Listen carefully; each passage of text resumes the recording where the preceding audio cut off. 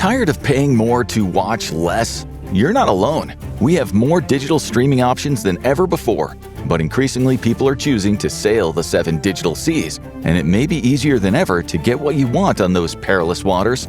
But why is illegal streaming becoming popular again? Originally, the only way to pirate was to download the files directly, putting your computer in the line of fire for viruses and maybe for legal trouble.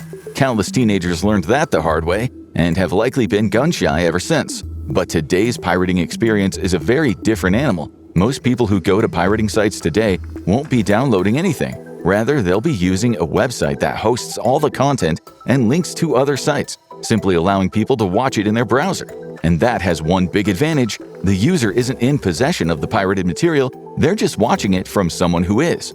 And good luck getting your hands on the guilty parties. These sites are absolutely still illegal, as copyright protections haven't been weakened at all since the late 90s, but that doesn't mean that these sites will be hauled into court like Napster was. And that's because this is a global internet now, and the majority of sites hosting pirated material are based in other countries. You can tell this by the unusual domains that end the website. No .com here. The only tool that the property owners actually have is to try to get the web providers to yank those websites down for violating the law. But this is only a temporary solution. They'll often debut a cloned version with a slightly different web address only days later. But that doesn't mean the sites are safe. The risks of pirating on the internet these days aren't arrest or hefty fines anymore, but one old friend is still a constant presence. Many of these foreign websites are loaded with viruses that the user can pick up from just being on the site. These aren't usually the kind of viruses that'll brick a computer anymore. What's the point in that?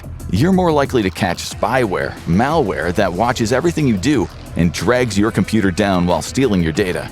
That's why the top recommendation for modern-day pirates is to have a good ad blocker on. Of course, this isn't a new problem, it's just taken on a new form. From those born in the far-off past, like the 1990s, the world of entertainment had many barriers. You had to watch things when they were on, or tape them on a VCR, and then hope Dad didn't record over it with a football game. When it came to movies, you were at the mercy of the video store selection, and your only option for music was to buy a whole album on CD, even if you only liked one song. And if something wasn't selling, say a show got canceled or Disney locked a movie in the vault, it was gone, with no way to access it, at least not legally. As soon as the internet went public, people started wondering how to use it to get things for free. Once music and movies went digital, it didn't take long before they were ripped, copied, and sent flying across the web.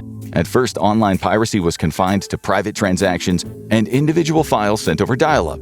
But that all changed with the 1999 appearance of Napster. It was soon the first large-scale file transfer site that didn't look too closely at what was being hosted on it.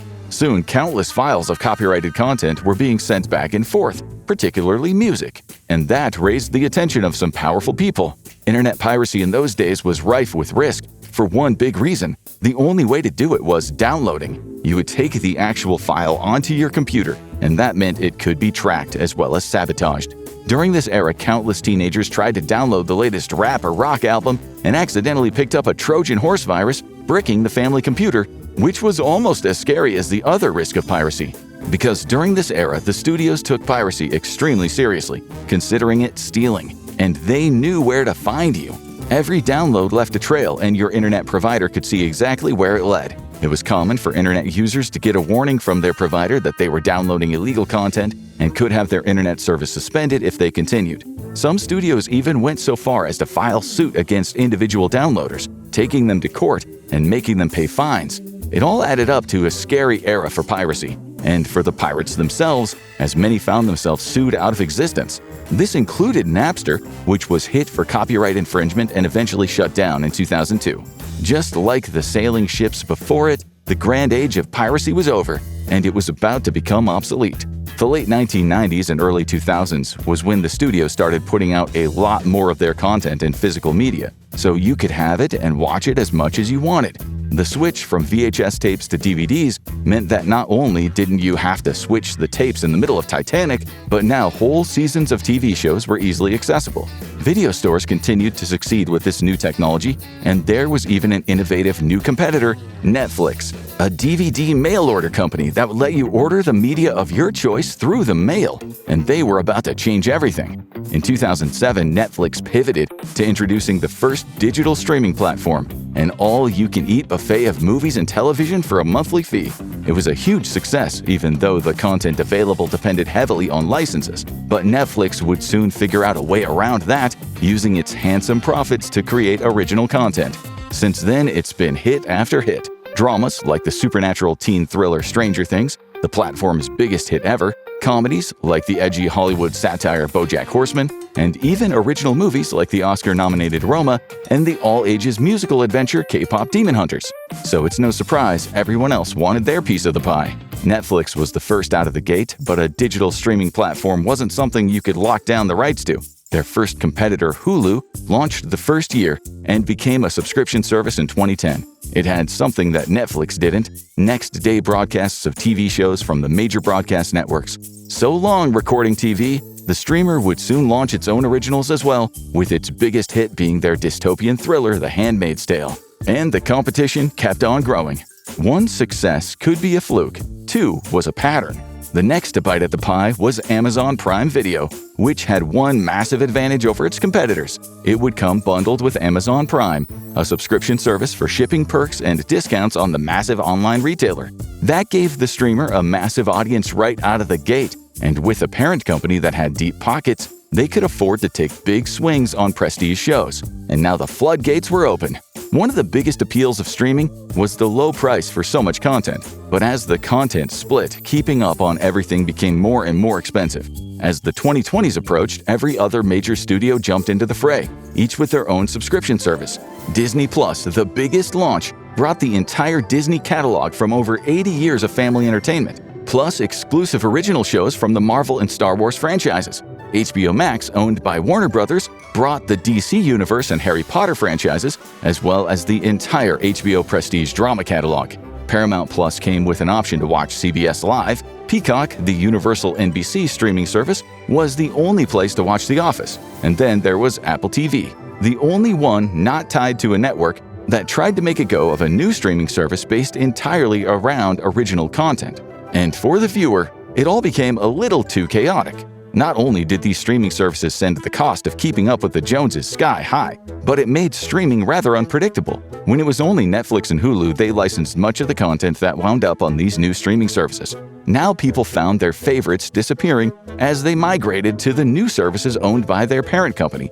Additionally, people found that the existence of these shows on the digital platform wasn't guaranteed. Companies could yank them off of there if they were underperforming and cast them right back into the digital ether, and people started getting nostalgic for the days of DVDs. Or even another way.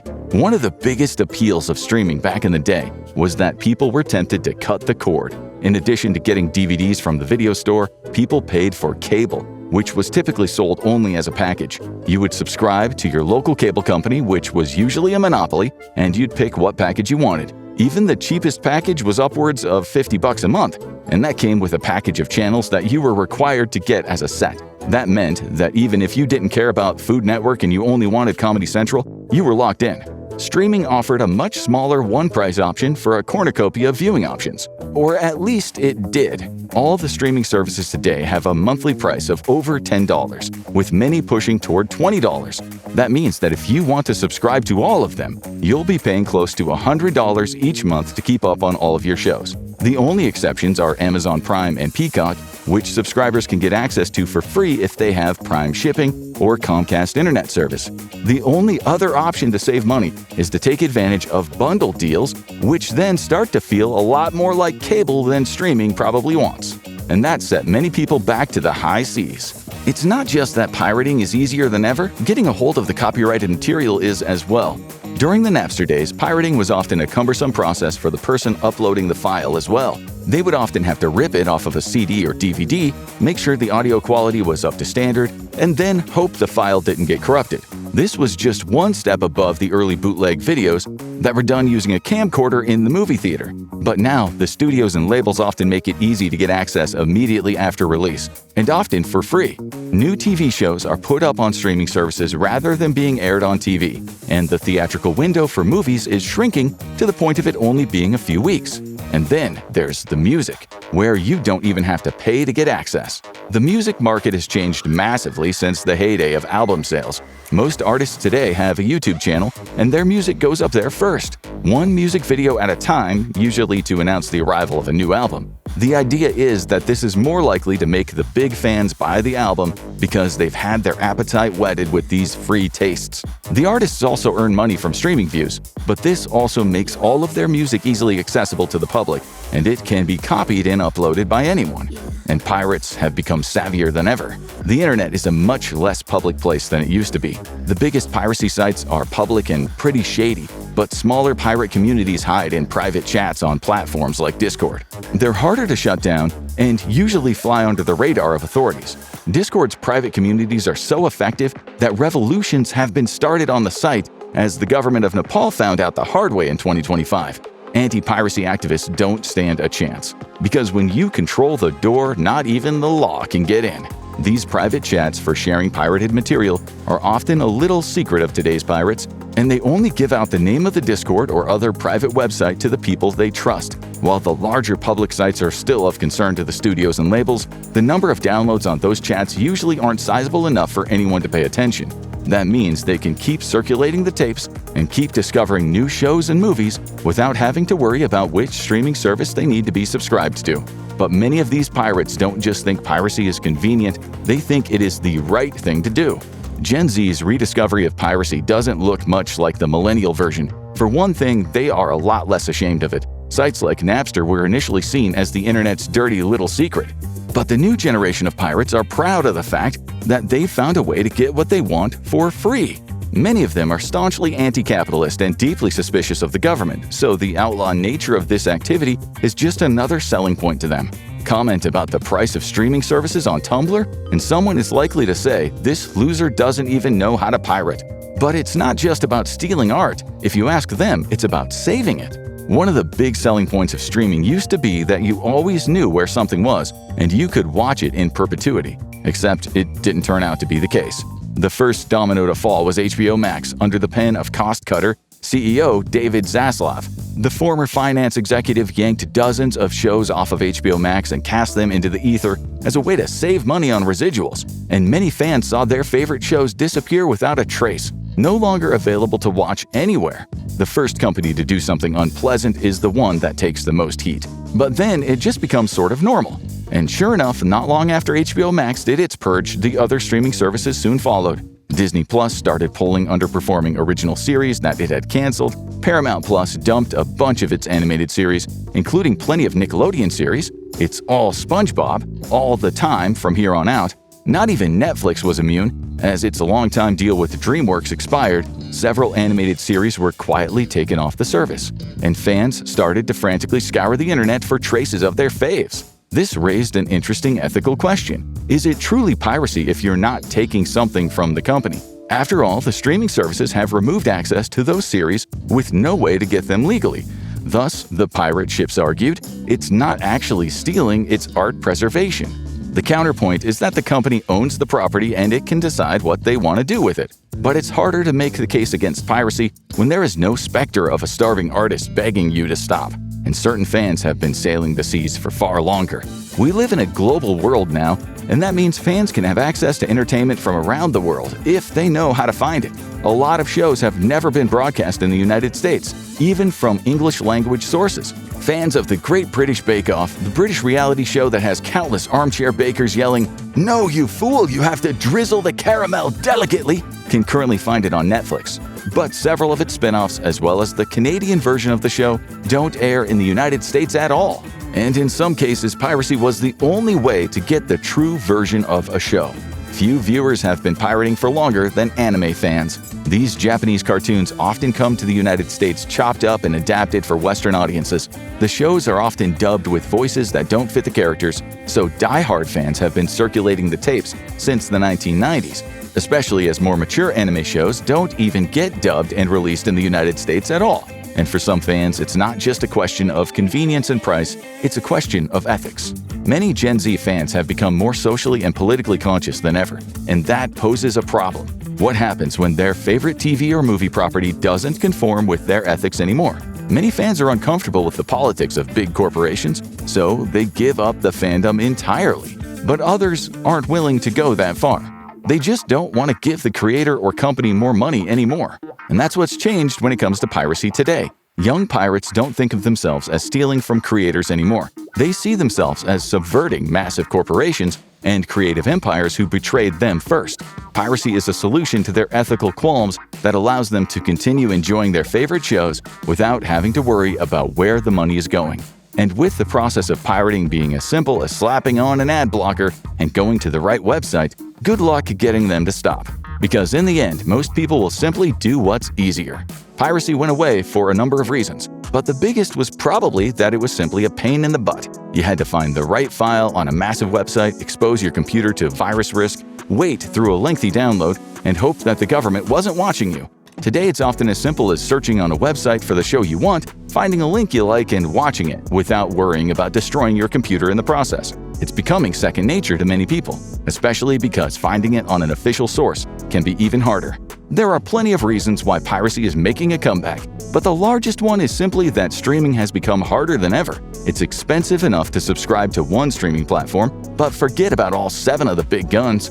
Once you do, you have to figure out whether the show you want is on the one who owns it or if it's been licensed out to another service with third-party content. And if it's a movie, you have to see if it's streaming or currently on demand, which requires an additional fee to buy or rent. And if you are unlucky, there's a chance it just won't be available at all. And that's when the lure of the black sale starts a-calling. Hollywood is losing the battle against piracy once again, as it's easier and more foolproof than it's ever been. But the twist is, they might not care. The finances of streaming services are shrouded in mystery, with many of them getting ad revenue and others relying solely on subscriptions. But most of the people who are subscribed to those services have automatic monthly payments set up, and it can be easy to just forget about that subscription and let it charge you every month. And piracy might be only a small chip in that armor. The streaming world is so big, with hundreds of millions of subscribers worldwide, that these mega corporations are unlikely to waste their time chasing down individual pirates or even piracy websites unless they start seeing a serious decline in subscribers. The black flags are likely to continue sailing, but today's pirates aren't going to take down the media empires they pirate from. That's more like the Jolly Roger taking on the Titanic.